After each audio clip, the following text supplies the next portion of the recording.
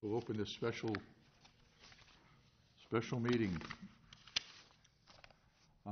City Council for discussion for the tax phase and requests from the time is from 3 to 4. This is a tentative City Council work session Tuesday, August 18th. It is now 3 p.m. Lon? Yeah, Before you do that, Mayor, I want you to be properly identified. You are a lame duck, you know. This is a lame duck. Apparently, there it goes. Nobody's going to listen to me. But go ahead, sir. I had to talk him down from charging you rent on your chair. Isn't that amazing? Yeah, the council wanted to have a chance to review the tax phase-in requests for 3 companies that are relocating from the Central Corridor over to Industrial Center East in more detail. I wanted to provide a little bit of a history and a background for it and why these are being brought forward for the council for consideration. Basically, if you go back to the start of the Central Corridor project, we knew that there were several businesses that were going to need to be relocated as part of making that project happen. The primary one, of course, was Marion Iron, because Marion Iron's main facility would end up being right where the East End roundabout was, and the only way you could construct that would be to have the business not be there. As we started to work through the opportunities to try to work with the company to find them a new site and help them establish their business in a new location, there were a couple of things that really came to light very quickly. One is that when you do a project like this, one of the things that a lot of people don't understand about when government-initiated relocation is our responsibility to that business is to put them in a like-kind facility. So, for example, if a company has 20,000 square feet under roof, our responsibility is to find them 20,000 square feet under roof. If they do anything beyond that, that's on their own dime. If they want to enhance it or make it better, they have to pay that difference. But the city's responsibility is to relocate them and do everything we can to make sure that we hold them harmless so that they can be successful in their new location. Marion Iron was an interesting case because we were approached by a local company who offered to kind of more or less be the broker for the entire project. So rather than the city having to do a buyout and then have to deal with all of the expenses related to relocation, we did a total package project under which we agreed to a price to relocate the business. The intermediary company with Genesis Equities just said that they would handle all of the relocation, they would build the new facility, and it was really kind of a best of both worlds for both us and Marion Iron. Marion Iron's great at recycling steel, but I don't know how much experience they have with dealing with contractors and building new facilities. So they got to work with a company who had the necessary background and experience to do that, and we didn't end up having to do all of the administrative paperwork that would come with doing a relocation. In the case of a company like that, where you're dealing with an industrial user, you literally have to relocate every single piece of equipment, and you have to pay all of those bills individually. So, for example, if they had a press or a shear, we'd have to get bids, relocate it, and then pay for those costs. And then the business also then would be entitled to compensation for any downtime where they don't have the use of that piece of equipment. Rather than go through all that, it was much simpler to just do a single project and have it all done as one lump sum. At the same time, when the company is relocating, they are moving into a facility that has a significantly higher value than the one that they are moving out of. Therefore, the property taxes go up considerably. Now, for companies that have limited opportunities to raise their revenue or to raise prices or do things like that, that's particularly problematic. And so as we were talking about the agreement, there was a second part of it that had been contemplated to allow a phase-in of taxes over a period of years so that the company wouldn't see a dramatic increase in taxes right away. And the one that I worked on with them and the developer was to do a 20-year phase-in where when they move to the new location, they actually pay lower taxes than they were paying at the old one, but then at the end of the 20 years, they're up to paying their full tax rate. And that's really to allow them the opportunity to take advantage of inflation in the prices of what they're selling, and also have opportunities then to build up their business over that period of years so that it's not such a shock to the system to have to start paying higher property taxes right away. That was the same model that we've looked at for Klingler and for APC Emirates. As smaller projects, of course, the amounts that they would be receiving are comparatively smaller. The hardest thing to do right now is to get an exact dollar figure on it because we don't have assessment numbers from the county yet. I've been talking with them, and they have come out and done an examination of the properties, but they haven't gotten back to me yet with a value, so I can't give an exact number for what the total benefit would be. But I did do some estimates based on a scenario for the Klingler property, assuming, for example, that the value of that building might come in at $750,000. And a 20-year step down over that period of time would be, in net present value, would be a $348,000 benefit to that company over 20 years. Now, a typical package that you might offer for a business on that type of relocation might be something like a 10-year rebate. That's $247,000. So there's about a $100,000 difference for that extra 10 years that would accrue back to the company. But I think the important thing for the council to remember on this is that these have been voluntary relocations. I mean, the businesses didn't need to do this. They weren't looking to expand. It's not a project like a Legacy or an L-Plast or an Arctic Insulation where they're moving into facilities and they need to expand. This is a case where we approached them and said, we're planning a major transportation improvement, and in order to make that work, we really need to have the business relocate. Would you be willing to do that? And the businesses have said yes. And I think there's an obligation on the part of the community to make sure that when they do that, that they can be successful in that new location. And one of the ways that we can ensure that that happens is to make sure that the business doesn't move somewhere and see a sudden dramatic increase in their property taxes, hence the phase-in requests that were brought forward to the City Council. I think if we go back and you were to listen to the minutes, whenever we've talked, for example, about the Marion Iron project, I know several times I mentioned that there would be a second agreement coming forward to allow for a phase-in of taxes at the new site. We've reached the point now where we're ready to do that. Marion Iron owns the property. Klingler will be completing the property transfer very soon. And in the third case with APC Emirates, we'll make the agreement assignable. So we can do it with the development firm, but then they can assign that over to APC once they actually own the property, since we don't know exactly when that will end up happening.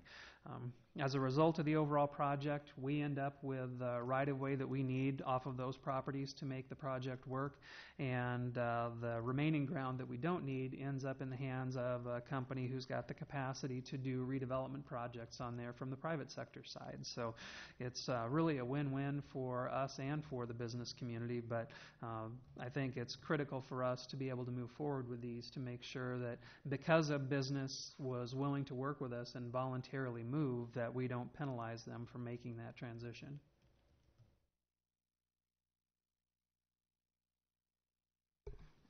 Lon, at the offset, did you say that they are going to pay the taxes equal to what the old location was? Did I hear you say that? They'll start out a little bit lower than what they were at the original location, and that's to make sure that there's a crossover at about 10 years where they'll be back up to what they were paying. And then from there, it starts to build and go up to the full value of the new facility.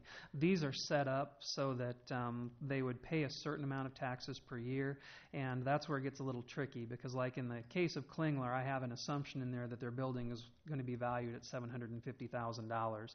That's a 20-year agreement. If the county were to come back and say, no, we're going to value that building at $600,000, then the crossover, the benefit that they would receive would be about 14 or 15 years, and they'd hit that point where they're paying full taxes at that point. That's the part about this that makes it a little difficult to predict exactly when that crossover will occur. So their dramatic increase would be after the 10 years for the next 10. That's going to... Of course, these guys all turned over their kids and let them worry about it then. Yeah, the real idea,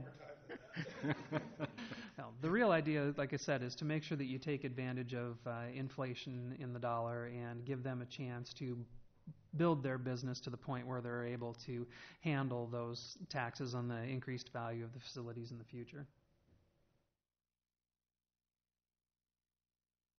Is there any way to lessen the amount of time from 20 years to 17, 15, 12? I expect it to actually be less than the 20 years. I've tried to be pretty aggressive on what I think the county will value these buildings at. I do expect to have that number from the county fairly soon. Like I said, they've been out to be able to at least give me preliminary numbers in the buildings, and then I can calculate about exactly when that crossover would occur. But I didn't want to err on the side of saying that it was going to be a low value and come in with a number that then we had to come back and alter the agreement 5 years later because the value of the building was higher than we expected. The other thing I think that's critical to point out is that these are not abatements. These are rebates. So, for example,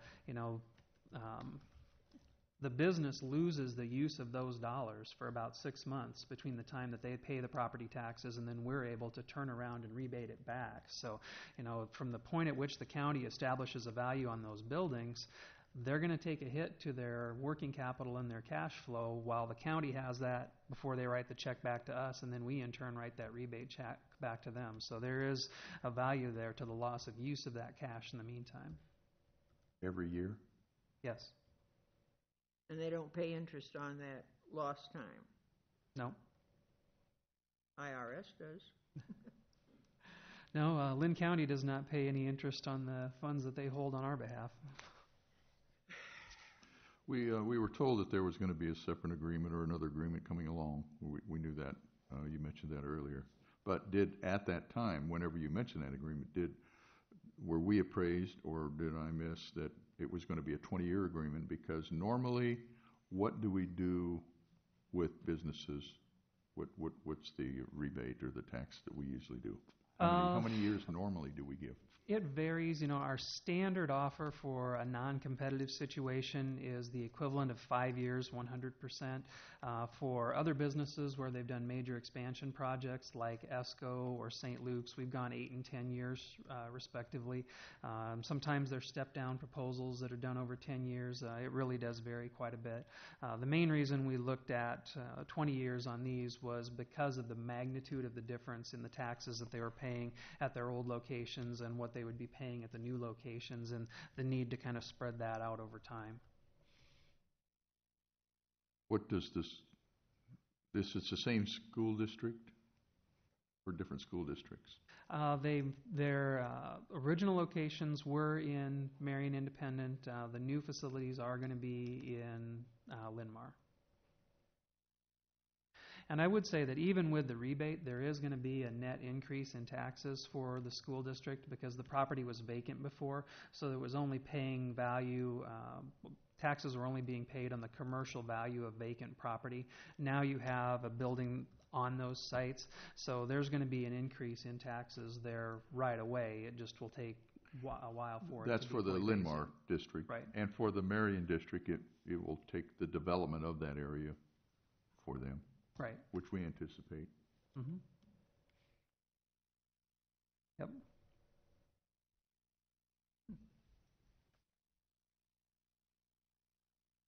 So what will that do for the city then for revenue for these three businesses? You said it'll be slightly less for the first 10 years, is that right? Mm-hmm. So where does that leave the city as far as taxes or funds? Are we going to be hurting for missing those funds? There'll still be a net gain over time. There may be a period, like I showed the council, with the redevelopment of the central corridor. Since we receive taxes the same amount from both school districts, if a business is in one district versus another, it really doesn't matter for our purposes. We'll still see a net gain because now we've got property in our taxing jurisdiction that has value on it that didn't have value there before. So the crossover is at a different point for each of them, depending on what the original value was and what they were paying on taxes at the first site. Then as the central corridor redevelops and we see a new tax base created there, we'll get the benefit of that as well. But along the central corridor where they've relocated from, we'll take a short-term hit, but the long-term will be a gain. But if we had gotten into a relocation thing like we did with the tanning parlor. They have one crane, I think, big enough to, would have had to have leased, I mean, that would have been an enormous amount of money. Yeah, and you also have to consider that every brake, every mold, everything that they use to shape and drill and cut raw steel would have had to be relocated. If you needed to have special electrical put in to accommodate that, we would have had to pay those bills individually. It would have been a tremendous amount of administrative overhead and work, not only for us, but additional bills that we would have had to pay to JCG. The amount that was settled on for the relocation of Marion Iron for the private contract was based on the appraisal of their existing property and then the estimated amount that they would get for a relocation benefit. The whole idea behind all this is that, again, the businesses are relocating voluntarily, and the idea behind it is that they could move into a new facility, continue at the level of expenses that they were used to at the old one, and that the fact that they were in a new one would be the bonus, kind of the sweetener for the reason to make the transition. Look at it this way, at least Marion Iron is not going to ask for new tanning beds. No, I hope not. Okay, now, if you have the taxes on, say, Klingler, are they still paying taxes on their existing building on 7th Avenue, 6th Avenue right now? There would be some taxes that would be in arrears on that up until the date of the transaction, just like you do when you do any normal sale. And until the point at which it'll still be taxable until the point at which it's torn down and the right-of-way that we need is dedicated to the city. Then that piece becomes non-taxable. The rest of it, though, still stays taxable. Yeah, as long as it's privately held, taxes are being paid on it. Okay, thank you. I think, I'll state this just for the record, but I think it's my recollection that all three of the principals of these companies reside in Marion. And I think that's positive. I drive past Marty every day. I don't know about the other ones. Sure they do.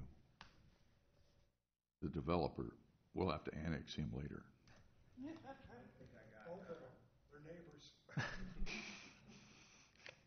Well, I think it goes beyond that, Mayor. Like the Katzes before them, they're very generous to our community for almost any project that comes along on their behalf. They won't say that, but I can. And yeah, and also, even though I attended a meeting that I wasn't supposed to attend to, one of their stipulations of this whole project was the bottom line of taxes.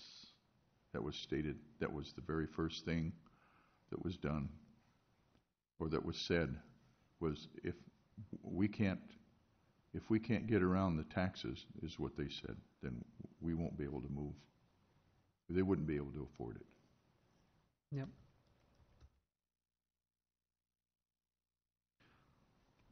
But now, when was the first time that the council was appraised of a 10 or 20-year plan?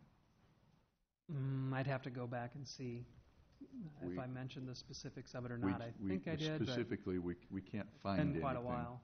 Yeah, we can't find anything. Okay. Are you, I don't know the date. Well, and I guess from my perspective, Yeah.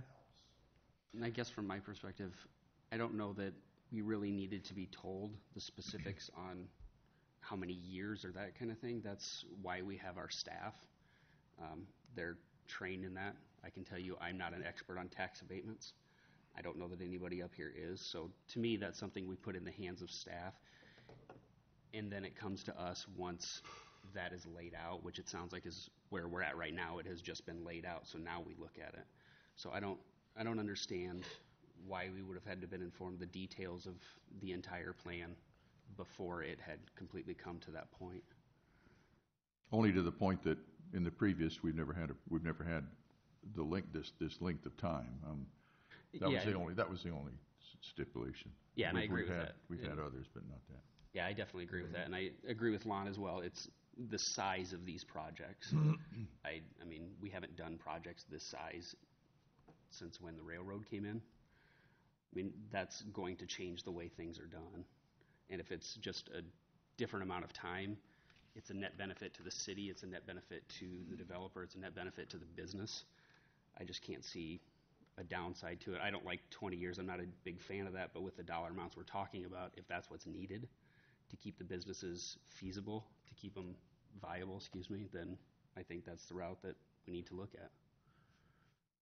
And the next step for the city council would be to do the resolution of intent and set the public hearing. I believe, based on past conversations with Lynn County, I should have at least preliminary valuations by then, and I'll be able to tell you where that crossover point actually is, if it's 14 years, 16 years, 17 years, where we think that number will actually be. Very well. I guess for my part, the 10 versus 20 was kind of a surprise because I didn't remember that, and that's when I stopped Jeff after the meeting and said, 20, what's this? But I guess the kind of what Cody said is that it as long as the city is not going to have problems with finances, as long as we're going to come out of this okay, I guess the 10 or 20 doesn't bother me, but Well, to give you an example, like in the case of the new Marion iron site, that property would have been assessed as, blank commercial land before, so probably in the neighborhood of somewhere around $2,000 to $3,000 in taxes. Their first year, they'll be paying $11,900 on that site. So we're looking at about an $8,000 increase from where it was at before, and then it goes to 13.3, then 14.9, then 16.7. So it builds up all the way until you get down to year 20, and at year 20, it's 102,000. That's a good round number. Yeah, and for perspective, on their current site right now, they were paying $30,750. right. Well, you don't want the city to get burned, but you also don't want the businesses to get burned either, so that nothing happens to them. It's a fine line, but We just want to keep them on their toes. Well, a fair comparable is if nothing had happened, more so than the improvements that have been Correct. made. That's correct. Yeah, if they had stayed in their same location, just based on past history, you would expect them in 20 years to be paying about $37,000 in taxes, whereas the new site, they'd be at 102. So, for that 20-year period, we were trying to get to a point where they'd pay about the same amount for that 20 years, but phase in so the business had a chance to become accustomed to that. well, as like they keep an eye on their business, it's up to us to make sure the city has revenue. So I guess that was my knee-jerk when I first talked to you there, Jeff. Yeah, well, keep in mind, the old site isn't redeveloped yet, so it still pays taxes also. Right. So it's a net increase for the city for the first year. Yeah. Quite a bit. But anyway, I probably gave him indigestion the whole evening there.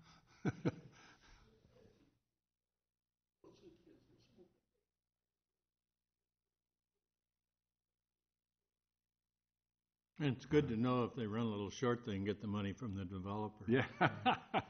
Well, I think what you said also was that, what you just said was that the new business that will be developed on your old property will have an increased tax base, which will be more than the combined. Yeah. Yes. So that's fine. Oh, I didn't mean to ruin your evening last Thursday or 2 weeks ago. I actually had several. All right, fine. Okay, Lon, so what should we do? On Thursday night, there would be resolutions of intent directing the staff to start the TIF process. Very well. Very well. Anything else on this item? No. Is there anything else to discuss? Not on that. Do we adjourn now and wait till 4, or should we just continue? No, we're set to go ahead and Ready to go? continue. Yep. Well, and we shall, Yeah, Your Honor, sir. I have another item that I'd like to see a resolution on Thursday night's meeting. reading the paper and realizing what's happened over the last few years, I would like to see a resolution for Marion as a city supporting 5 supervisors. We never got a whole lot when you had 3 supervisors living a mile apart in Cedar Rapids, and it unquestionably knew where their loyalties were. When Loomer Dostal come on the board, we started getting a few things, but Marion has been gifted a lot, I feel, with having a supervisor representing our community. So I don't know how the rest of the council feels, but I would like to see a resolution we could vote up or down on Thursday that Marion supports 5 supervisors. If that passes, I would hope, Lon, then you could go and encourage Hiawatha, Robbins, Palo, and other communities that are benefiting from having a supervisor outside of the city of Cedar Rapids. Do I need a second to ask for a resolution? I think I don't see any no nods on the council that they don't want to see that. You So I do, would I'll assume you'd have second it. unanimous consent, so. We'll triple it, and we'll get it Well, done. the only objection I have is the fact that they went full-time again after they said, oh, okay, we're just part-time and there are more of us so we can spread this out, and then all of a sudden, they're up there again. Well, in the future, they may very well find that they need a county manager or someone in the position, because just like us, if they're down there and they're upfronted and they hire people to negotiate labor contracts, we couldn't do that as a council. That's why we have a manager that does that. I've negotiated labor contracts with 5 employees. That's a whole lot easier. So I just feel it's real important. All right, so we can have that on the agenda then, fine. Great. We'll move along to the public services then, sir. Gets Monday off.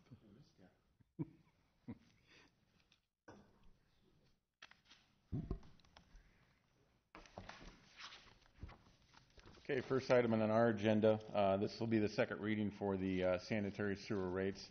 As the council was briefed last session, we moved to increase the rates, the domestic user fees, that's your flow rates, from this current billing cycle. Right now we're at $9 a service charge, that's your monthly service charge, and $1.95 per 100 cubic feet or 748 gallons.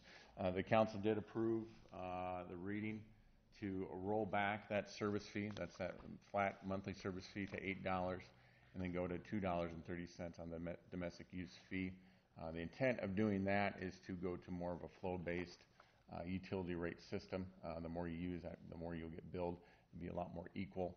As we pointed out, you have some disparity in rates between single-family households as well as multifamily households. Multifamilies went out right now because they don't have to pay that monthly rate based on the single family, as the single family users do.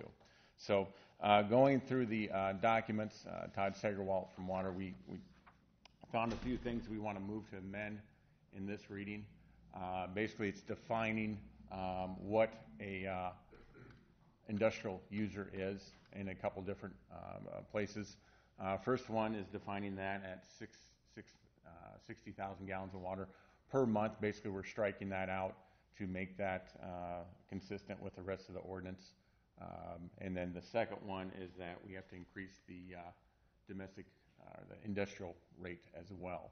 I caught that one down there. Right now it's $1.90. Looks like last year we didn't catch that. So we have to increase the industrial user charge as well as the domestic fees. So that'll go to $2.30 to be consistent across the board. So that's the difference between the $1.95 to $2.30? Right. Correct. Well, this is the second reading, though. Don't we have to go back to a first reading? If we No, change the numbers? what we're going to propose to do is, I mean, we can do that, but we can propose to amend it by the council. Basically, all we're doing is going back here in putting this back in.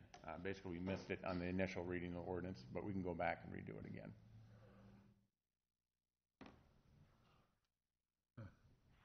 Well, And if you wanted in the motion to amend, you could do a motion to add an additional reading to the ordinance. There's nothing to prevent us from doing an extra one. Basically, there's no difference here. We just caught it. There's two different sections. You got the domestic user charge. Definition. Right. That's exactly right. So we're just cleaning up the ordinance is all we're doing. That's it. There's really no proposed changes in what we've began to do. It's just cleaning up the ordinance is all. That's what we're doing. So. Are you saying, Lon, we could reset that to a first reading type thing? You really would just do a motion to hold one additional reading, so you'd have a third and more or less a fourth. Should we do that now? Well, Or is that what you want to do on Thursday? Yeah, you do it with the motion to amend the ordinance, fine. to conduct an additional reading of the yeah. ordinance. All right. You want a whole new one, so we'll go back to- Mr. Roberts?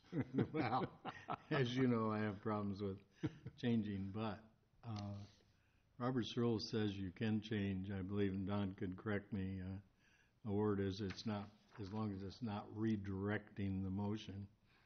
And to me, this is an explanation. I don't know, I have to think about that. Don, what do you? Yeah, well, from my experience when I worked for the legislature, I would say it's a pretty inconsequential change. It doesn't substantially alter the intent or meaning of the ordinance. So if it did, then I would say you'd go back and do 3 readings.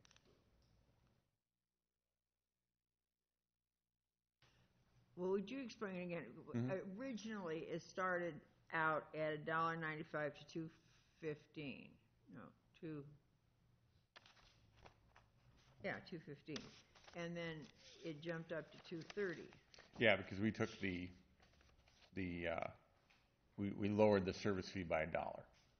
I'm sorry. The service fee. Here, let me show you. The monthly fee went The down. monthly fee, that's going down $1. So right now it's at 9.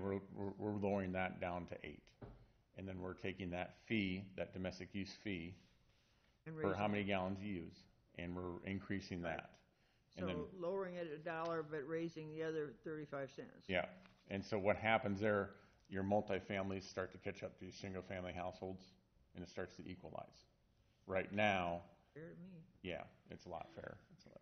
So that's the intent of what we're doing. Okay, thank you. So.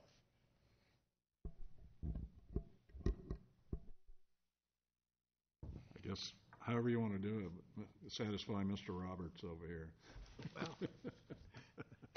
Yeah, and what this is, we went back and looked through it again, and we just have to redefine. We're just cleaning it up is all we're doing. We've been going this route for the last couple of years. We just have to clean up a few different items in the ordinance as well. So, no significant changes, but we're happy to do whatever you want. Well, I'd rather see it go back to first reading, because at the second reading, this could be to suspend rules, and nobody's had a chance really to comment on this. Okay. So I would like to see it go back to first reading. That's what I would Okay. think. I'd prefer that myself. Very well. Let's try that. Fine, we'll put it on the agenda. That's no big Fine, deal to us. that's good. All right. So, Number 3? okay, number 3, this is a resolution approving the master agreement with Verizon Wireless. The council was briefed about this project probably about 6 weeks ago. This is the small cell architectural project with Verizon Wireless.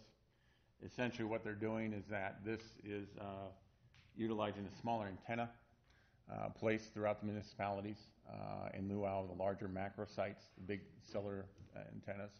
And we've come to terms on an agreement. This is what the antenna looks like. It's a good illustration. Basically, you take a light pole, and the antenna is mounted on the rear of the light pole. This is one in Des Moines.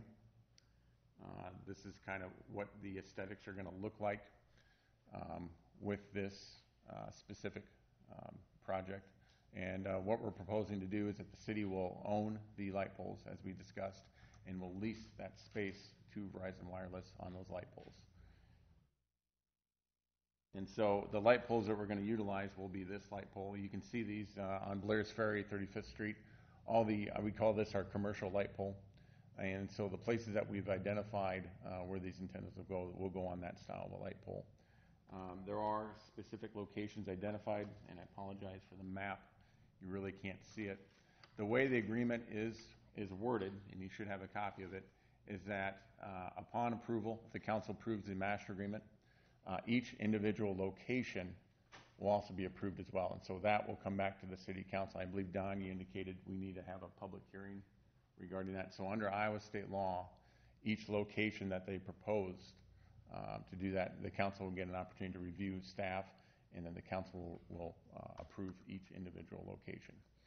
As of right now, we're not proposing any decorative lights to have this antenna on it.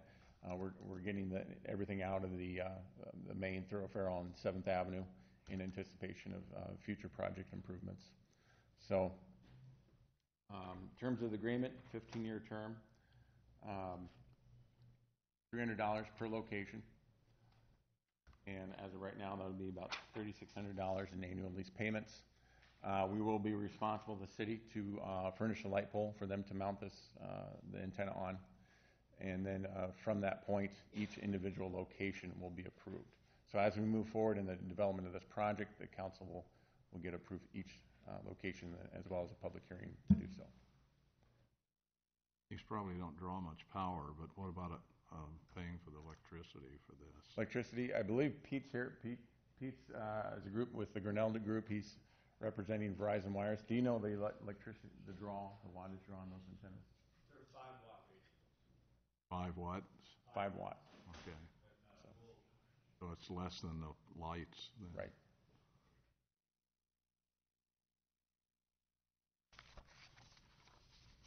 So, yeah, there won't be much power draw on those. And the lights themselves they're going to be about 80 watts, LEDs. Hey, Ryan. Has anybody looked at the additional wind load on those poles? Yeah, everything will be designed through, okay. They have all structural designs, so. Any questions, concerns? Okay. So they're new poles then? These will be new poles, yep. Yeah, the poles do have to be designed to compensate for the loadings on that pole, and then as well as any other design criteria that goes into that. So we won't have any more big towers built around town. I don't think that's a guarantee, but the idea of this is to penetrate the signal coverage within the municipalities a little bit better. Our intent as a city is obviously to work with them to site these in locations that we think is beneficial, as well as kind of control the build out of that. 29th Avenue needs a big tower. I need a big tower in my backyard. I'll volunteer. I can use it for my ham. Put it right in the middle of the roundabout. Hey, now there's an idea. Okay, good. All right, thank you. Please. Ready?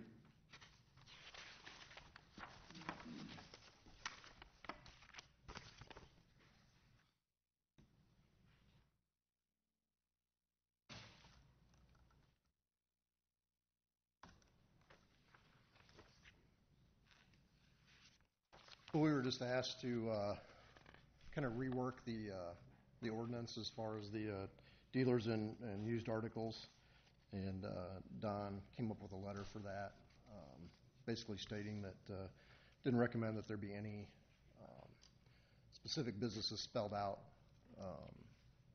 That would be difficult, and businesses could change, and it could cause a real problem. So we just recommended it be a blanket policy for anybody that takes used items. It's vastly improved over what it was. It does pick up what I was concerned about. So. We also have on there for. I had a question on the SUV. Oh, go ahead. I mean, everything that we have, everything that Marion owns is a Ford, and we have SUVs that they all look the same. They're all blue. So even if this is an unmarked car, won't this thing stick out like a sore thumb on trying to do some of your surveillance or whatever you're trying to do with this? And I hope it isn't for speed traps. No, this one is designated as an administration vehicle. Oh, okay. The Ford Explorers, the police SUV is basically a Ford Explorer, so it blends in pretty well. It's not a Taurus or a car, but it is Right. based on the same frame and same engine, stuff like that. I guess my point is, if you ever use it for surveillance or something like that, won't it stick out like a sore thumb for, it's like, yeah, that's a PD car. I mean. Yeah, no, we've got. My point is why couldn't it be white, or why couldn't it be a Dodge or something that's not like everything else in the fleet? That's the chief's preference. So. But I know. we've done surveillance. We have a couple trucks and some other vehicles that we don't have all the same. Because you're right. If we had all Ford Explorers, it'd be like a convention following somebody. But Yeah. we just did surveillance for the Texas Rangers on a case the other day, and we didn't have any problem doing surveillance at all. So I think we blend in pretty well. Yeah, I know I'll get stopped for suggesting having a Dodge in the fleet, but. Well, as long as you don't paint the Marion logo on it, the branding, you're fine. That's an unmarked one. Yeah, this is an unmarked car. So. Yeah, well, Well, I can attest, Joe, the new one they have the other day that I didn't see the other day. I got one of these from the officer driving. So Yeah, but you were probably being bad, though. I probably was, yeah. And so the bids came in with that one for Jungie Center Point was the lowest bid. So we would recommend approving that low bid. Any questions about that? No. Could you talk number 3? What is that? Number 3, Yes. it's some software that allows our other software to kind of talk to each other, basically, is my understanding of it. And that was an older version that is no longer supported, that we need to update and then keep that updated. Right. Thank you. Any questions? Okay. Your Honor, would you please explain to some folks that have come in late that why the meeting has already started? Meeting's already started. Thanks. We had a 3 o'clock start on another item, and it ran till about 3:30, so we just moved right into the next one. If you have any questions on anything that has been talked about earlier, buttonhole us at the end, and we'll give you an explanation. That'd be fine. Engineering? Item number 3 under engineering is a development agreement for the construction of Tower Terrace Road from 10th Street to Indian Creek. It'll be basically to the west end of the bridge or to the relocation of Winslow Road. This basically provides for the reimbursement of the construction costs to the developer. Questions on that? That go to where the bridge is gonna be, or? Pretty close, yeah. Then on the To other west side, approach. from Indian Creek in, then? Pardon? Well, it says to Indian Creek, so I mean, without a bridge, are we Right. gonna have a road from Indian Creek to the creek and then from 10th to the creek? Is that? It's where the proposed west approach of the bridge would be over to 10th Street. Okay. The newer relocation of Winslow Road comes in west of the bridge and includes that intersection. Okay. Tom, how close is this to our original plan? I just looked at the map, and it looks like what we originally proposed for Tower Terrace. This alignment's probably been set since the 60s, so Yeah. prior to the school, prior to Excelsior being built and a lot of the high school. Yeah, this looks like what we originally proposed for Yeah, this. it's not very much. Item number 4 has to do with that construction of Tower Terrace from 10th Street to Indian Creek. Basically provides for the the developer to contract with Rickliffs Excavating for $1.517642 million to construct that section. There's a big culvert that goes in there, which is a lot of the cost, and signalization of the intersection at 10th Street also is included in that bid. He did receive several bids and took the low bid of Rickliff's engineering or excavating. So we're recommending that award, concurrence of that award.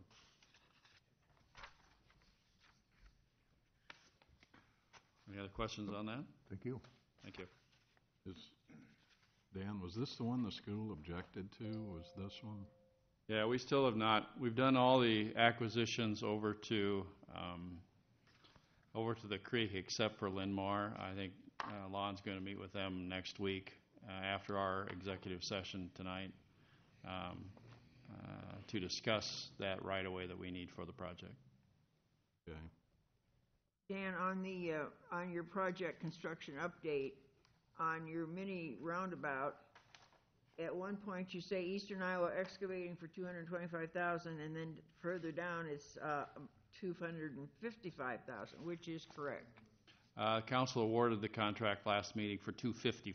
$255. It was about 13% over estimate. The $255 was the estimate. Also, I've had comments from various people about why the city is paying for those warning lights on Highway 100. And the explanation I've given is that although it is a state highway, there are not the warrants to put extra lighting in, and that just because of, for safety reasons, the city is picking up the bill. Yeah, right? We work with the DOT on those signals. We actually maintain them.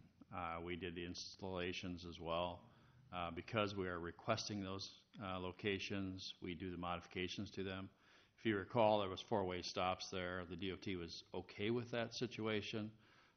As development occurred, the city of Marion moved forward with the signalization of those intersections, so we kind of became the responsible party for those installations. But even though it's a state highway, it's because the city requested it rather than... Yes, that's correct. Thank you.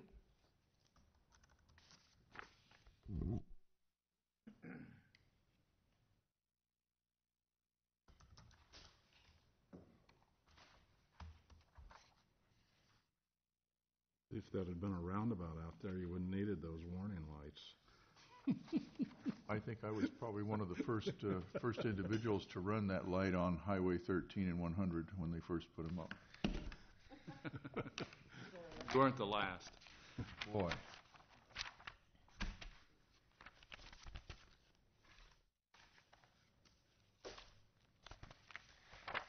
First item started there, Your Honor, is the preliminary plat, or to remove from the table the preliminary plat for the Eco-Industrial Park. And then the second item there that I'd like to talk about is the resolution just approving that plat.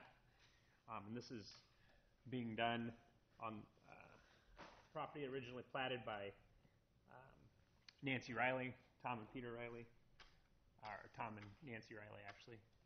As you'll recall, the city owns the property here, and it's the proposed location for the new public services facility. It includes access to 3rd Avenue along a private or around private property that will be owned by the city, and then also the plat will include this piece here on the corner of what will be 3rd and the new road extending back to the property to be owned by the city. At this point, we just got the preliminary plat. We got a access drive coming in. Pretty straightforward proposed plat. That's going to kind of finalize what goes on in the area out there south of 3rd Avenue. I don't know if there's any questions on it specifically.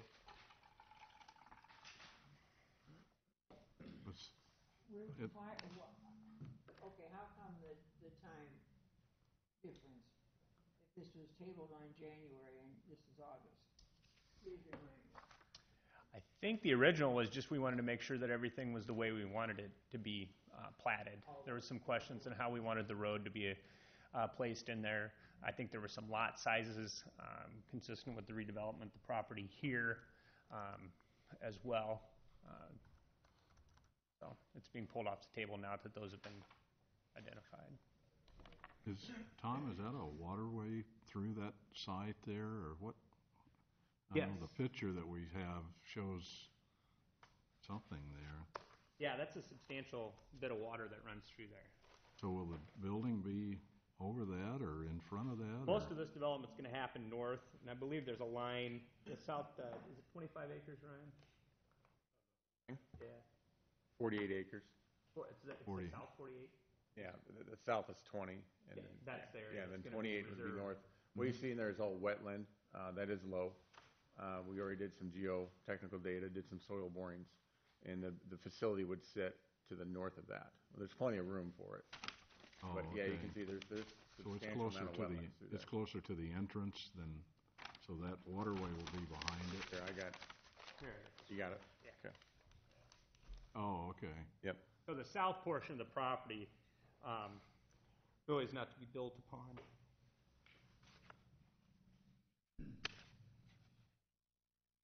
So the new facility will sit over in this area. So what's the little thing that's down here? Cold storage, private well. So this is what I mean by the south, and then none of the wetlands will be affected. Right, none of the wetlands can be Reserved. impacted. The south lot there, that was gifted by the Riley family. That was actually given to the city of Marion, if you recall. There's certain conditions to it we have to abide by. We can't disturb it, really. It has to be used for a common good approved by the Public Services Board and the Riley Trust. So that's, the major intent there is to maintain the tree line as a buffer between the residential and the industrial areas. So anything we do, the Rileys have to sign off, our board has to approve. So chances are we won't do much over there. Just to kind of illustrate that, this is the area. This is a little easier Yeah, to see that's and what I understand. was looking at Yeah, there. I thought this might help. So you can see the waterway running through there that won't be touched. I think that storage area was being identified here, but you can see the tree lines being proposed to be maintained.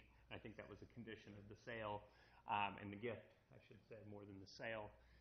There's residential here that is really well buffered from anything that's going to happen here by virtue of it's kind of cut into the hill. It goes up and then down. So there's a lot of elevation change in the property. If you're up in this neighborhood, you don't see what happens north and east of here. It's just, So in it's tree covered. The heavy rains, you're not gonna get water back up into the building though, are you?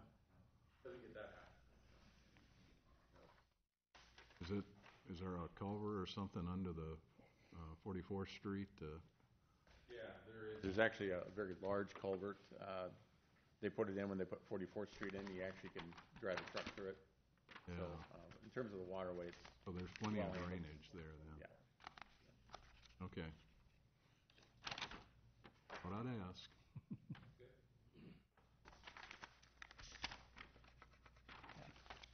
I don't have the plans that go all the way to 44th, so I was going to show those if there. Do you have any other questions on that?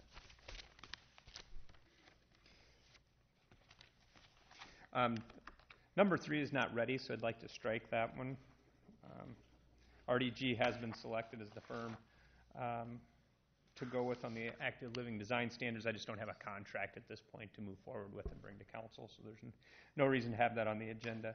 And just as a reminder, those dollars are coming from a grant from the APA and the CDC. But it is not to exceed 70,000. That's what it reads. Okay, because like the amphitheater, they bid it at 49,000, then it got amended to 95,000, and then it was amended to 700 and some thousand. And I mean, the amendments just kept. Any amendment to this would be approved by you guys.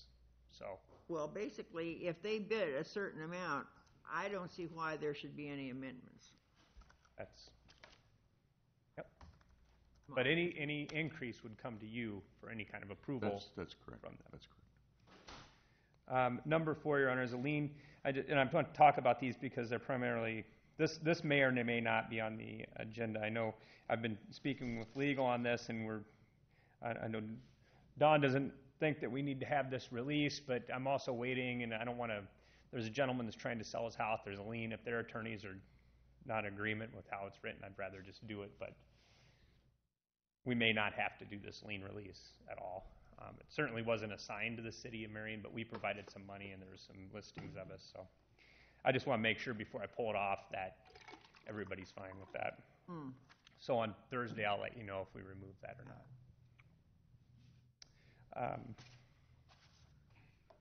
And number 7, just like to talk a little bit about with the council. This is a motion concurring with staff recommendation of using, and it's Universal, is the right-of-way acquisition services agent that we're looking to go with. We, as you'll recall, as the council directed staff to proceed with reviewing our right-of-way acquisition services contract with JCG. If you recall, we've been using them for the relocation and right-of-way acquisitions throughout the central corridor.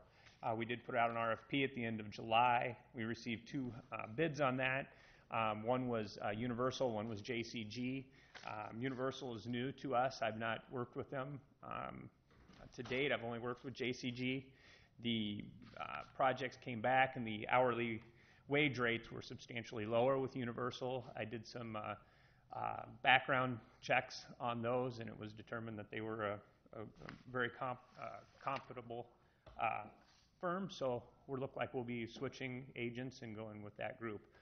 Are they local? They are not local. They're out of Urbandale.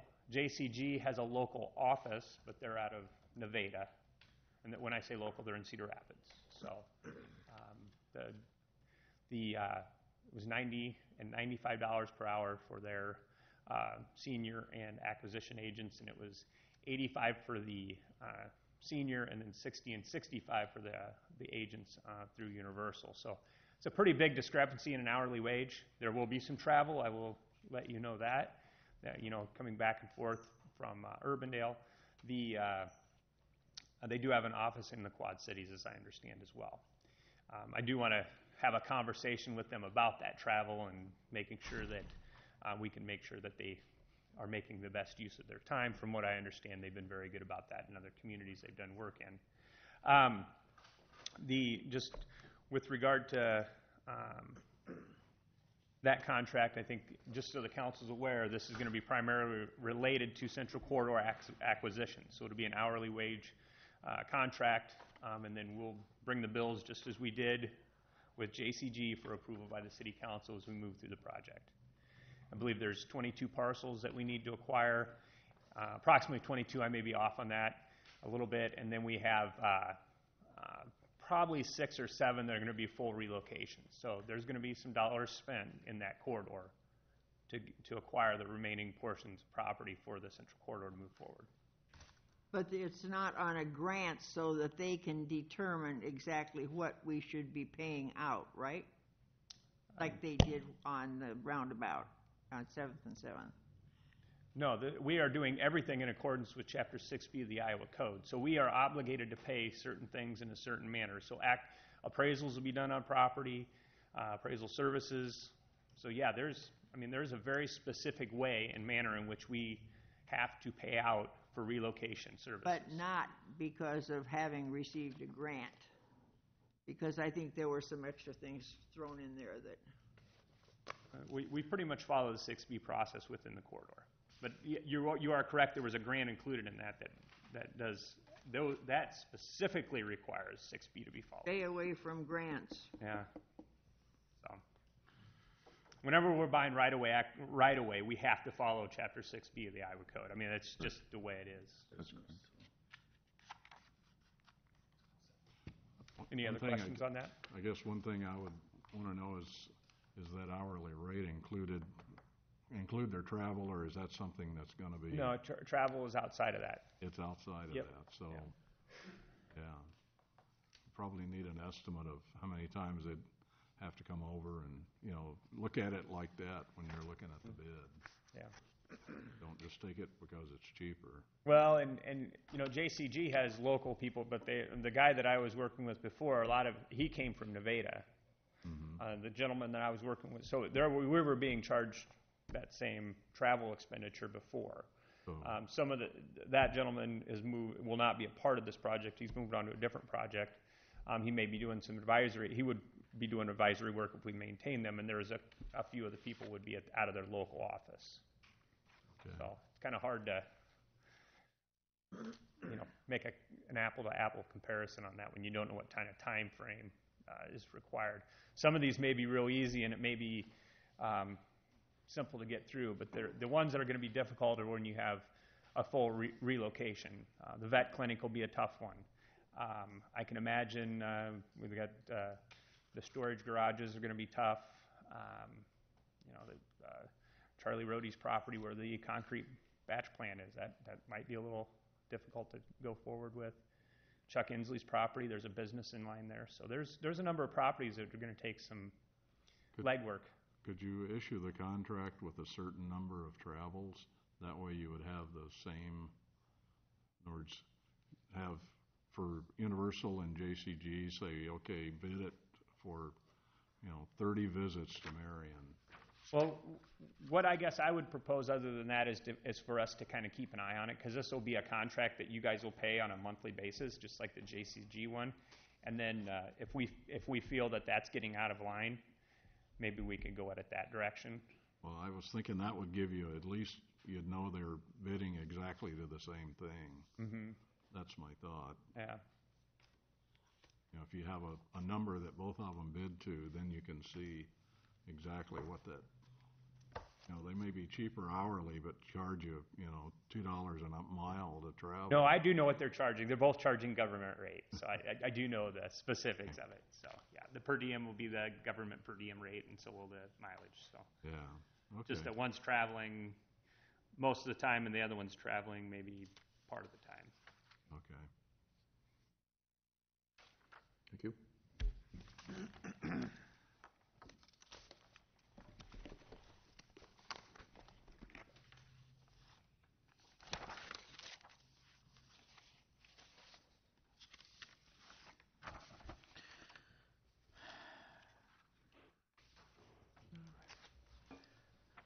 Let's see if I can get the technology to cooperate again. All right. Okay.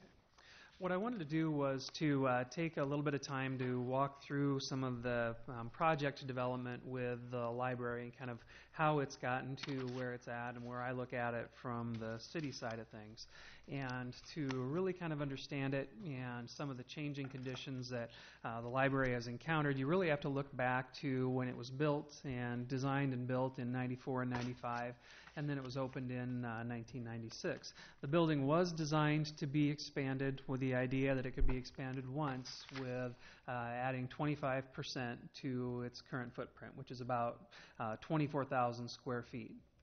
Now, what changed during that period of time? There were a couple of things. This is a chart for Marion's population growth going all the way back to 1890. And as you look at this, you can really see that there are two periods where Marion has encountered really, I'd say, growth that's out of line with our historical norms. From 1890 to 1950, Marion didn't grow very much at all, moving from about 3,800 population up to a little bit over 5,000 population. Then between 1950 and 1970, the suburban explosion hit across the United States, and Marion benefited in the same way as many other communities. But starting again in 1970, the growth rate in the city really leveled out again. So when the library started looking at what they needed to be able to accommodate and what they needed to plan for in the early 1990s, they were looking at a 20-year fairly slow historical growth curve. There wasn't really anything to indicate that what was going to happen when 1995 came along. You can see starting in 1995, the growth rate started to curve up a little bit, but it really took off again between 2000 and 2010. Now, with the recession between 2000 and 2014, it's leveled off a bit again, with at least using the census population estimates. We'll have a better idea once the special census is done. But along with that radical population growth, this is the growth in internet users over that same period of time. Starting in 1995, less than 10% of the population was using the internet. Flash forward to 2014, and 87.7% of the population is using the internet.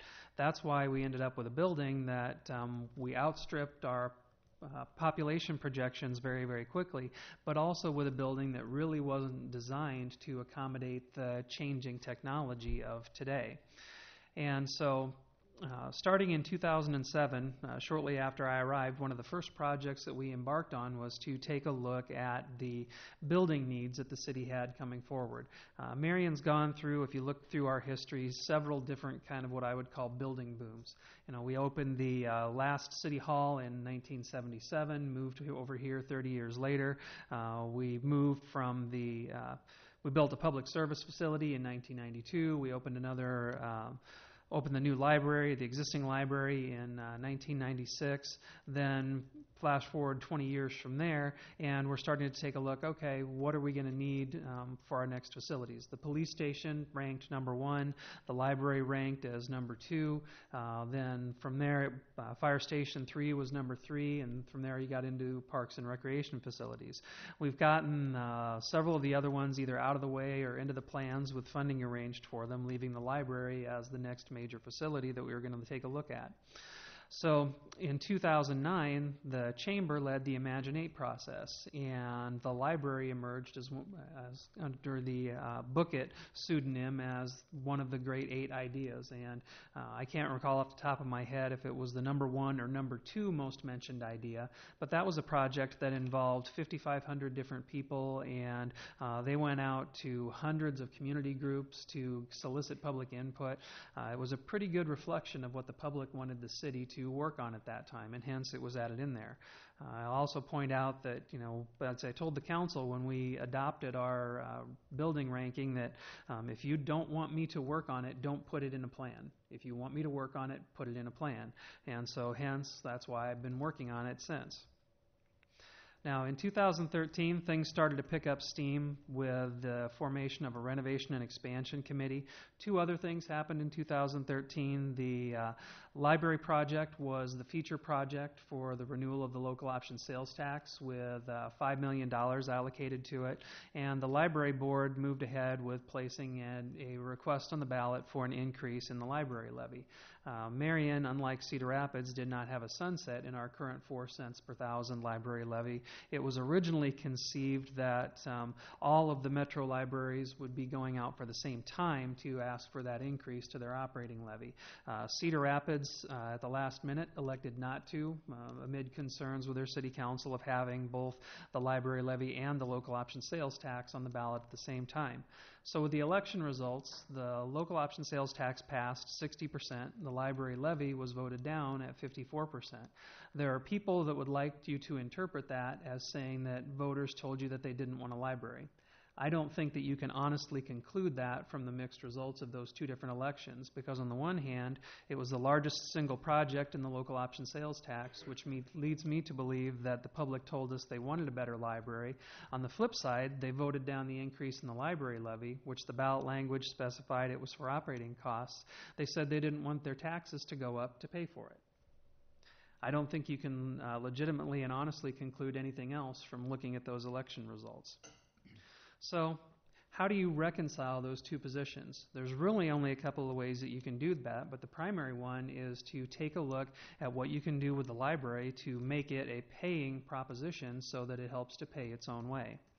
Now, in determining the proposed size of the existing library, that wasn't really anything I had anything to do with. That was done by the library board, directing the library director to do some research into it.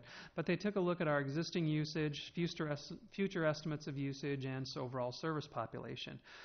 Overall, right now, they're estimating that we could need as much as 70,000 square feet of library space. Now, the library board, to their credit, wants to make sure that the library has a commitment to Uptown Marion, because it is a draw, and because a lot of the neighborhoods around it tend to be lower income neighborhoods and are people that walk to and use the library. So they decided to focus on something that would be a lot more achievable, thinking that a single structure that size that was only a library might be out of scale and really wouldn't fit what they would need for the future needs of Marion for where our population was going to go. So they decided to narrow their focus to doubling the size of the current facility and start planning for a future northern branch somewhere in the 15 to 20 year time frame. Now, when I take a look at library costs, there's a couple of different ways to do it. A lot of people choose to focus on the big number, which is the initial cost to build it. In my considered opinion, that is a mistake. because you have to focus on the life cycle costs of the building. The worst thing that you can do is build a cheap building initially and then find out after the fact that it costs you 5 times as much to operate it and maintain it after you're done. The only way to do this and make sure that you're being responsible to the taxpayers for the long term is to look at the life cycle costs of the facility. And that means that you have to look not only at the initial cost, but your financing costs, the cost of staffing it, and utilities and the costs to operate it. So with these two projects, there's a very significant cost difference. And what I wanted to do was kind of walk you through why that is. This is an aerial photo with kind of a footprint of the picture that got everybody excited, the one that Structure Architects did back in 2008. It's the one that people saw that shows an addition being put on, a 2-story addition being put onto the west side of the library. But when you look at it from above, you can really see how narrow that area actually is that they'd be looking at taking over, and that's 2 stories tall. But here's where it gets interesting. The blue diamonds are the current staff centers in our library. We have 4. You've got the children's area, you've got the circulation desk, the checkout area, you have the support staff area, and then kind of the reference and computer area at the rear of the library.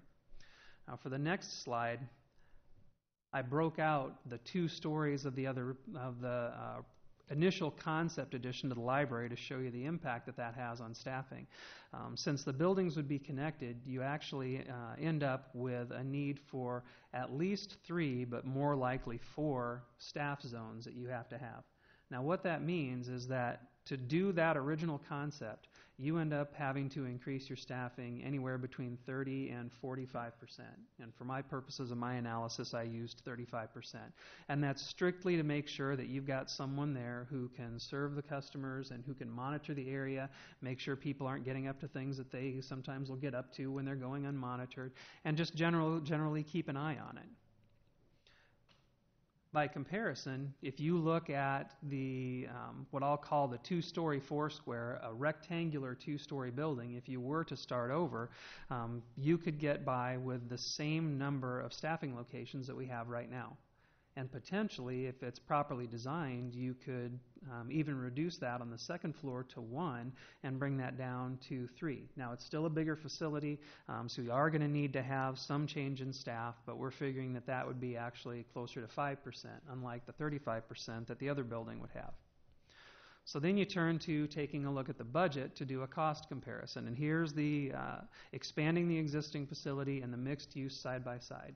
When we hired the architect to take a look at the numbers and he came back to us, I was really surprised when he said that the lowest cost benefit would actually be to expand the existing facility. The reason that that is because you end up salvaging very little of the existing building. One of the things that that building has struggled with almost from day one is problems with roof leaks.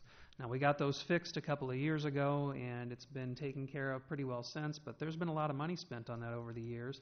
The leading cause of that is because it's a very complicated roof line. It has a lot of peaks and valleys, and there's just a lot of places where if the shingles don't fit right, the water will infiltrate into there. So that all has to come off and be replaced. The HVAC has to be replaced. The computer systems all have to be replaced. The way that the architect likened it was to basically, by the time you're done, you've got 3 exterior walls from the original facility and everything else is new. So you're doing a lot of demolition and then reconstruction. Now, if you go down to what's the same on both projects, the amount that was pledged at a local option sales tax is the same. The amount that the library is looking at raising through additional pledges from a capital campaign is the same. But on the mixed-use project, one of the things that I think has gotten lost in the discussion is that the library is not looking at giving that building away. One of the things that they made a commitment to early on is that they know that they raised $1.6 million from the public to build that building, and you can't walk away from that investment. And what the developer had agreed to was to pay either the higher of 2 figures, either a minimum of $2 million or appraised value, whichever is higher. So that number could actually increase. So when you put them side by side, to expand the library, you end up with a net cost right now that would go against, I've just called it a net payment because it could be a lease. There's lots of different ways it could be done. You have to finance $5.499 million. The other route, you're financing $3.499 million and getting a 45,000 square foot library, so your cost per square foot is lower. But the real difference shows up when you start talking about actually comparing the life cycle costs of the two buildings. The operating costs on an expanded library, because of the number of staff locations that you have to have, is quite a bit higher. The other component that feeds into that is that the utilities would be higher. With that kind of a building and that kind of expansion, you end up with two separate HVAC systems, one for the original building and one for the addition. You can't run as efficiently when you do that because you have more contact points. In addition, the roof line, because of the way that it's set up, you've got a lot of heat loss through the roof. One of the most efficient designs is actually a building like City Hall, where you've got a rectangular envelope and you're going straight up and you're minimizing your places that you can lose energy. So the operating cost differences between the two facilities, and mainly this is staff-driven, are absolutely phenomenal. You're looking at, on one hand, increasing your operating costs over $500,000, on the other one, increasing them less than $100,000. So then you look down, okay, what's it cost to finance that difference that I showed you on the last slide? For the expansion, you've got to come up with $353,000 a year. On the new building, $224,000 a year. So there's a profound difference for annual amount. And then finally, you get down to the point where you say, okay, what income does the city derive from doing these projects? On the straightforward library expansion, where you just expand our existing building, we get zero. It does not generate property taxes. It does not attract additional investment. So the total annual cost of doing that straightforward expansion ends up being $818,000 per year. On the other side, assuming the 55 units of residential and the grocery store and the other items that were proposed, these are based off of estimates the same way we would calculate property taxes for anything else. That building will produce $394,000 in property taxes a year. So there's enough brought in to pay for the library expansion and produce a surplus of $76,000 per year in additional property taxes beyond the cost to create it. So when you look at the life cycle costs, here's where the numbers get very interesting. The expansion of the existing library would be expected to have a 20-year life cycle cost of $24 million. On the mixed-use one, it would be $14 million, but look at the 40-year number, because you're planning for a building that's going to have a 40-year life. Any expansion that would take place for the library system would be looking at another branch library somewhere on the north side. So at 40 years, the expanded library, we're talking about a total cost to the taxpayer of $35 million versus the mixed-use one, which is $16.7 million. So when people ask why I think the library should take a look at this is why. This is being responsible to the taxpayers. Saying no to it and saying we shouldn't do that, saying you need to look at only expanding the existing library, is not responsible to the taxpayers because it ignores the cost of maintaining and staffing that building over time. Now, on the financing option sides, there's quite a few different ways it can be done. What I wanted to kind of call out here is, there's a lot of stuff being made about the library going to a vote, the library not going to a vote. Of the different ways that the library could be financed, 3 of the 4 require a vote, either a direct referendum or, because it's in an urban renewal area, or a reverse referendum. The traditional GO bond is, of course, the cheapest of the methods because the city's got an outstanding credit rating and we get the best cost for financing on that. General fund bond doesn't get used very often in Iowa. It's essentially the same thing as a GO, except instead of pledging all of your full faith and credit, you're pledging general fund credit instead. So by the time you get to that point, you're better off to go GO. That's why it doesn't get used very often. There's lease certificates like the ones that we used for the police station, again, subject to direct vote or reverse referendum. The only way that a vote is not required is by doing a lease agreement or lease purchase agreement under the urban renewal law. And with that, a public hearing is required because it does still create an annual debt obligation of the city. The only difference is that instead of counting the whole debt amount, you only count that $224,000 annual payment. And then you start to take a look at what other benefits does a project like a mixed-use one bring. And a couple of things that I just wanted to call out. If you recall from the branding presentation by Roger Brooks, one of the things that has stuck with me from that is that he pointed out that a household that's within walking distance of businesses will spend $6,000 per year more in those businesses than people that have to get there by car.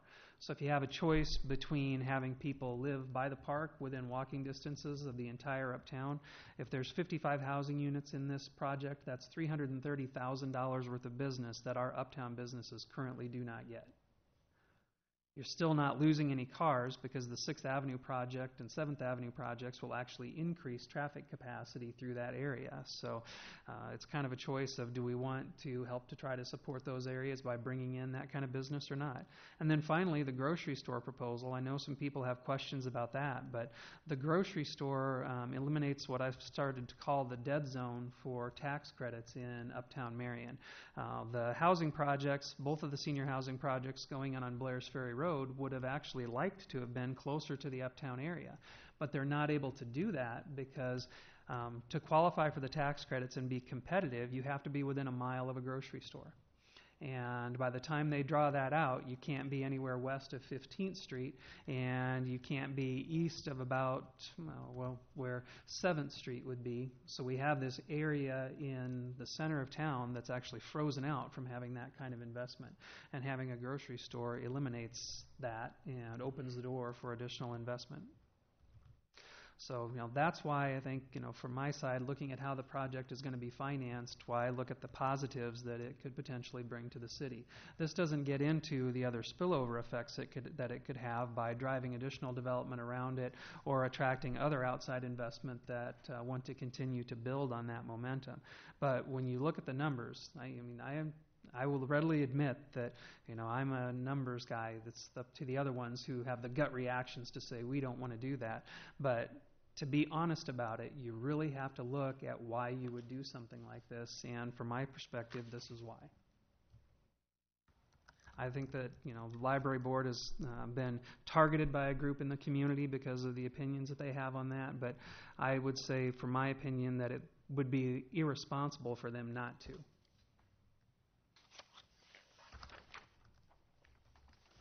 Questions? What are they going to do for parking for all that line? I haven't seen anything talked about on that.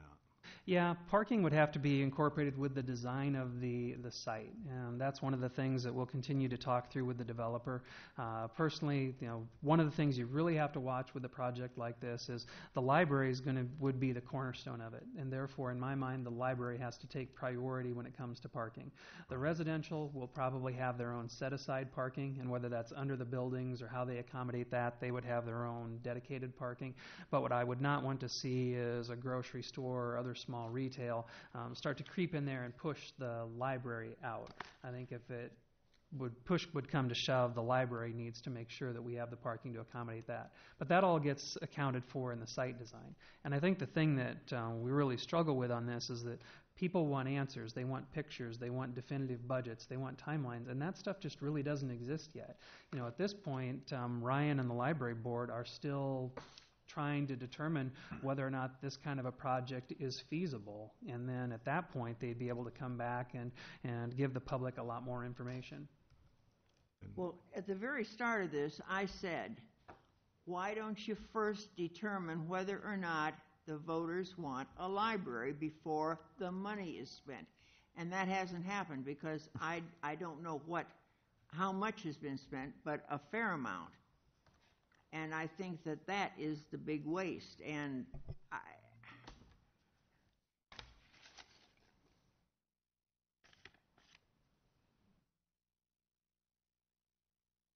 the only thing I can say to that is I look back to the Imaginate process and to the local option sales tax vote.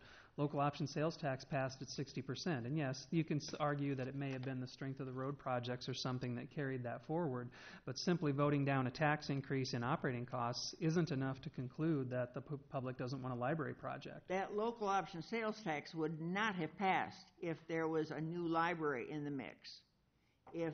Because 70% for infrastructure, 30% for enhancement of current properties, etc., and it does not include a new library.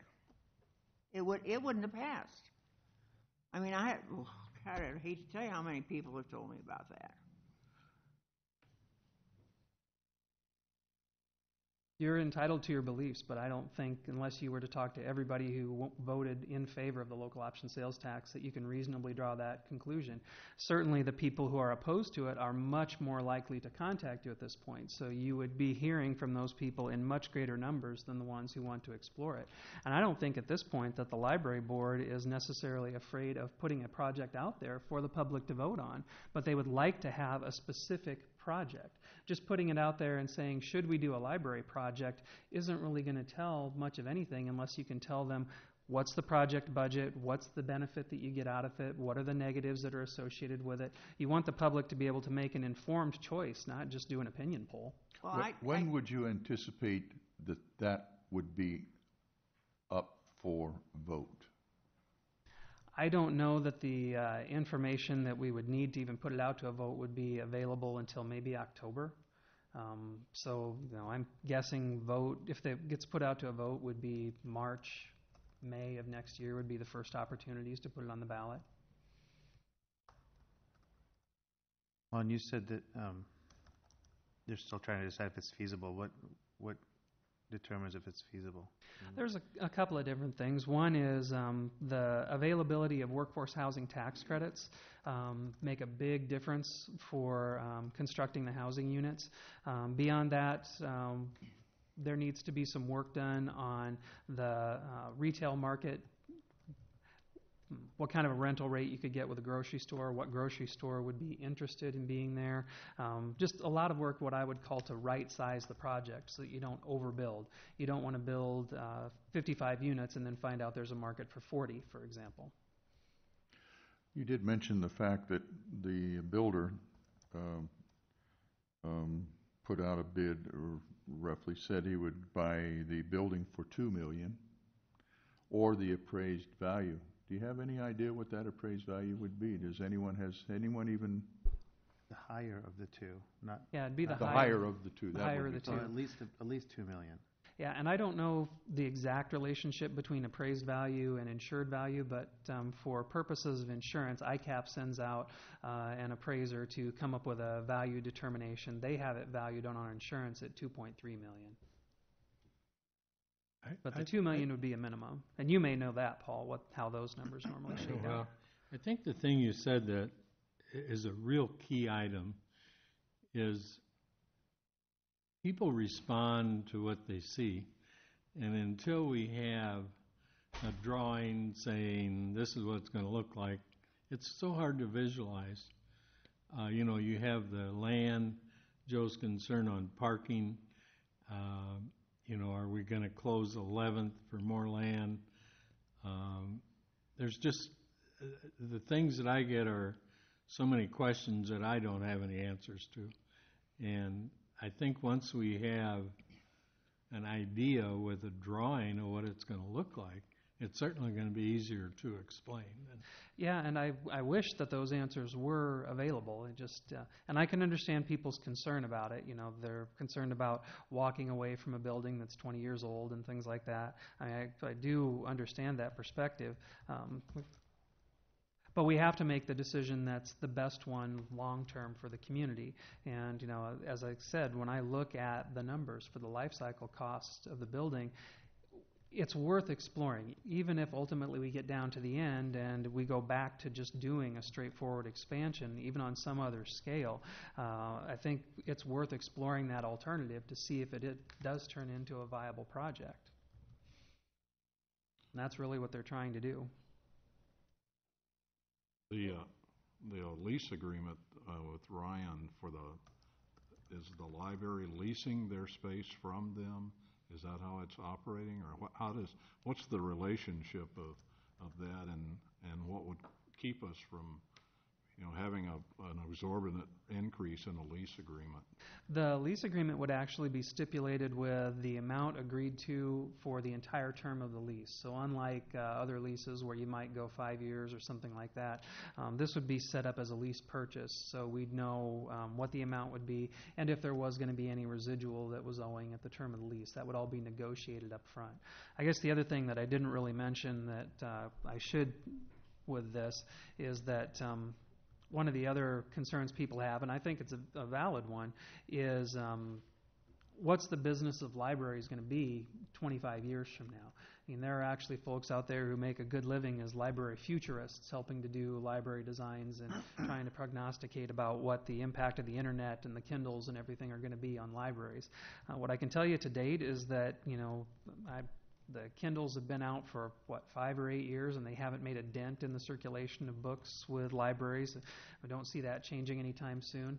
But if you start talking about, okay, say 20 years from now, you do need to repurpose the building because library usage has gone down and everybody's got entire libraries being carried around on something the size of their thumbnail. Which of the two is a lot easier to repurpose and downsize from? What I would call a vanilla box, 2-story, 4-square building, is a lot easier to retract back into one floor and rent another one out for something else than a purpose-built facility that's got a whole bunch of different rooms in it like the existing library. So as far as being able to adapt to those changes in the future, a new facility is going to be set up to be much, much more flexible. And that's just because of the footprint of the existing building. And then the other question some people have asked me is the land that the library sits on, and then the parking lot to the east. Mm-hmm. The city currently owns that. Will the city still own that land with what's being built on it? The proposal that Ryan was looking at was to buy the structure itself, to buy the library, but not the land. And then they would lease the land from the city for construction of their project. That's along the lines of what Lynn County has put together for Prospect Meadows to do their project. Okay, so if 20 years, 30 years it needs to come down, the land would be back to the city. The city would own that land. Yeah, one of the things that's really important is for the city to come out the other end of any project making sure that you own an asset. You don't want to do a straightforward lease where you don't have an ownership interest at the end. You've got to have that asset so that you have that item of value when it's done. That land be taxable then, Lon, if they had a... The portion that would be, at a minimum, the portions that would be related to the commercial and residential would be. With the library itself, one of the questions that we have to resolve with legal staff is whether or not the shell of the library would be, because that has, of course, some implications on taxes. My understanding of it is that based on the purpose inside the building, that it can be. For example, a Chamber of Commerce might be a nonprofit, but they aren't a charitable nonprofit, so an asset that they own might be taxable. Whereas something that a city owns or Four Oaks owns, even if it's owned by a for-profit entity, because of the purpose of the organization inside it, may be classified as tax exempt. But we're going to have to get some advice from our legal firm and from Lynn County on how they'll interpret that.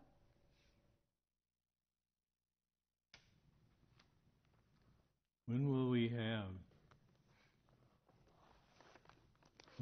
have some drawings of what this building's going to look like? Ryan has indicated... Ask a fellow sitting at the back table there.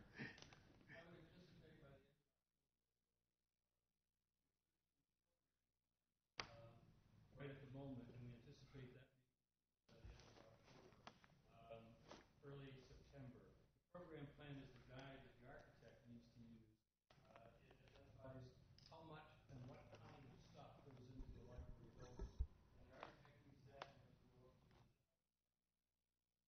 the architect plans to be in town through September. The plan is to do several meetings, including at least 3. And hopefully have, actually, I would hope that we would have a rendering as early as mid-October, but at the moment, since we're just starting that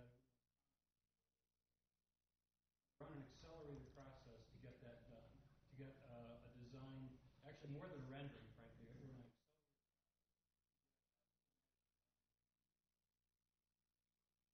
Thank you. The current design is based upon closing 11th Street as well. Is that correct? They'll look at that as an alternative. Certainly, it provides some flexibility for the site, but obviously, the library board can't vote to vacate a street, so that decision rests with the city council.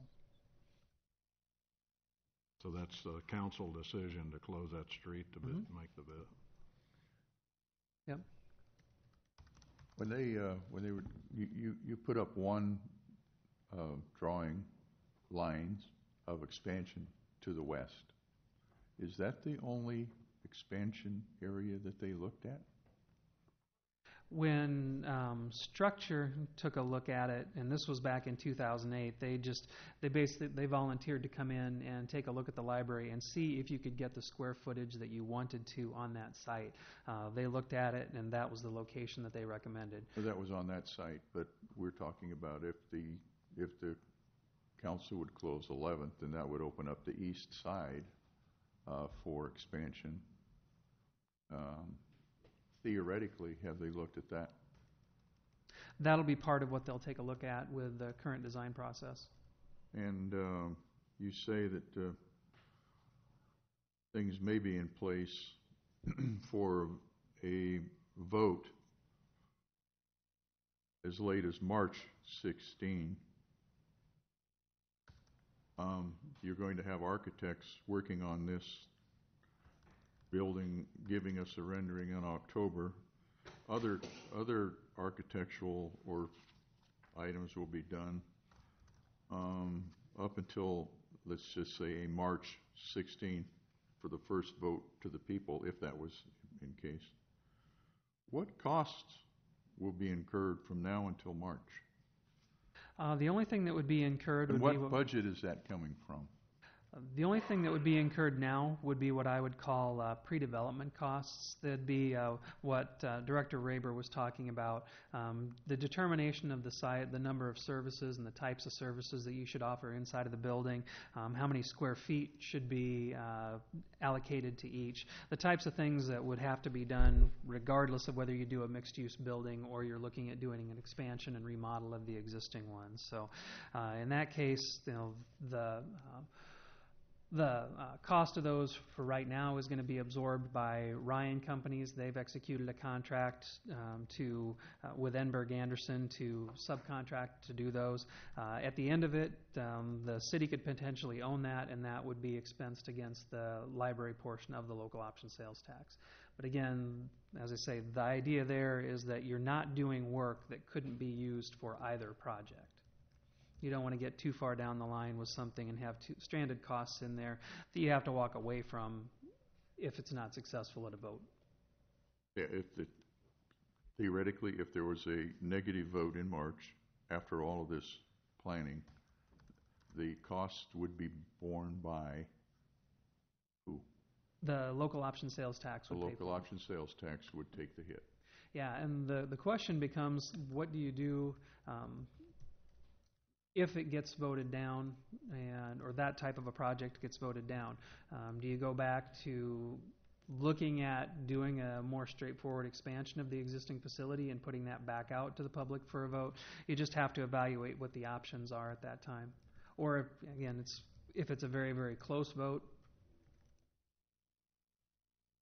Certainly.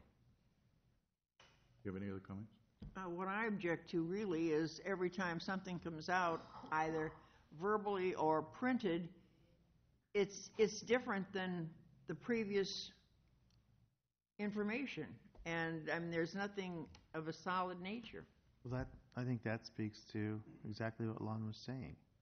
That, we don't have a plan presented to us yet. People have been asking me questions like they've been asking you. My answer is the city council hasn't had an actual plan presented, and so we all need to be patient so that when we make it, everybody has opinions, and that's fine. Everybody's entitled to an opinion, but we all need to have an informed opinion. And that opinion needs to be informed by actual facts, not just what we hear or rumors or what we think's happening, or, there's lots of ideas floating around, and I'm sure that even with the library board, there's ideas, and there's, but at some point, there's going to be an actual proposal that has actual hard facts, and that's what we need to form our opinion on. Until then, I don't know what all the commotion is about. I mean, it's great. I'm glad that we're getting information. I made a lot of notes on what you presented, and at least I'll have something to tell people on at least what's being, where this came from and how it came about and what the considerations are. And those are the things we should tell people. But until we have an actual plan, you're going to hear different things every time. I mean, I think that's... Along those lines, 7 o'clock on Wednesday, we are having a presentation. What will we hear 7 o'clock on Wednesday that would be different from what you just gave us tonight? You'll hear more, I think, from the library board about how they've walked through this process with the Building and Renovation Committee and the Building Committee that they've put in place now, and probably some more personal stories from the individual library board members about what they've looked at when taking a look at this project. The main thing that I wanted to do was to try to have an opportunity for the City Council and Library Board to get together, because the last thing I want is for a project like this to drive a wedge between those two groups, and one of the best ways to make sure that doesn't happen is to share information between both of them. I'll admit to it being a little bit confusing from my standpoint as to kind of the difference between this and some other building projects that we're contemplating, other than I think that there may be a closer relationship between the City Council and some of those other boards and commissions. And this is a way to make sure that the City Council is informed for it through every step of the way going forward. They'll also, on the meeting that they're planning on holding on the 26th, Ryan Companies will be there, and they're going to present, I think, from their experience, a little bit of their background, why they've got the capability to handle a project like this, and get into some of the specifics about some other mixed-use projects that they've done near business areas and other communities, and the benefits that that's brought to the businesses around it.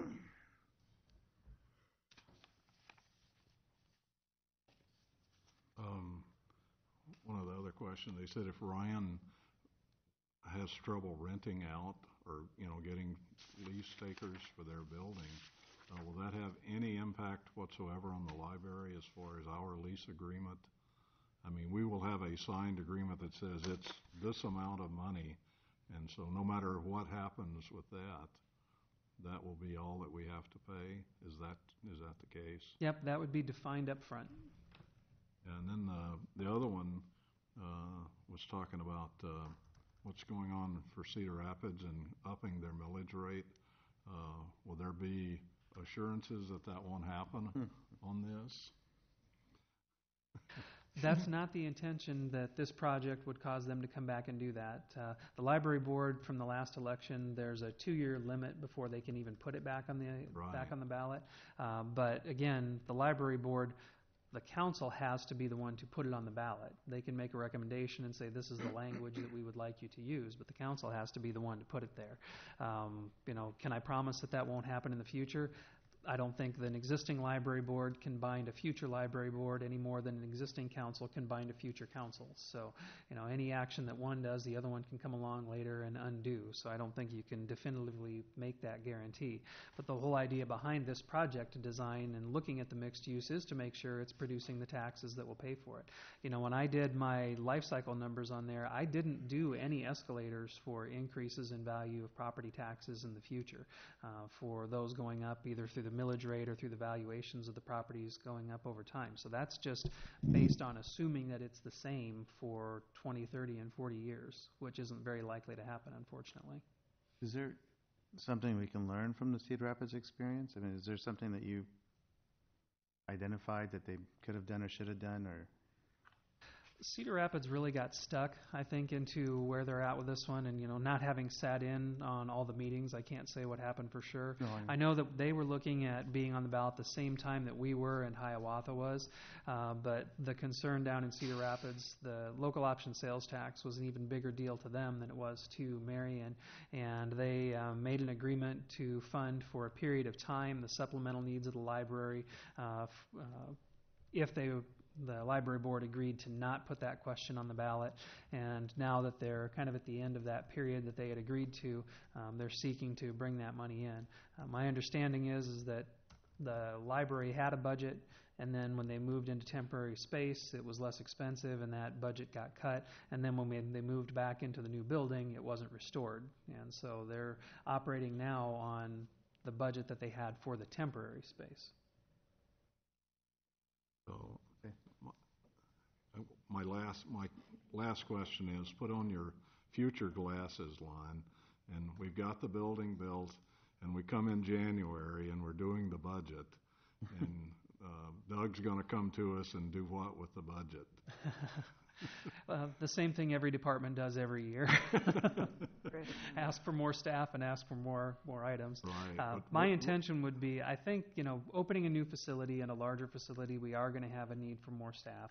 I would expect to see an increase in the staff budget of about 5%, and then an estimated increase to the operating cost for utilities, maintenance, and everything like that. But then seek to go a couple of years and run it much like we've done with the police department and we did when we built the Lau Park facility in City Hall. It takes a couple of years to true up what your operating expenses are going to be, and only after you true up the operating expenses would you look at any other changes to staffing. I think one of the things, going out into the future that you probably will see with libraries is that there's going to be more professionalization of staff. They're getting called on to do a lot more things. If you start to think, some of the libraries that you'll go to have things that they call maker spaces that are completely based on technology with 3D printers and sound studios. You've got to have staff that knows how to use that equipment, knows how to maintain that equipment, and that's pretty difficult to do with part-time personnel. Thank you. Fine. Good. Thank you. Mm-hmm.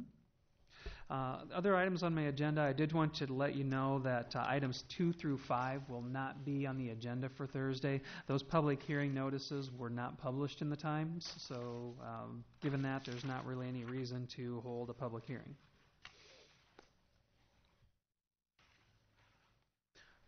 So then the only other item today would be to adjourn into executive session. Make a motion that we adjourn for executive session. Second.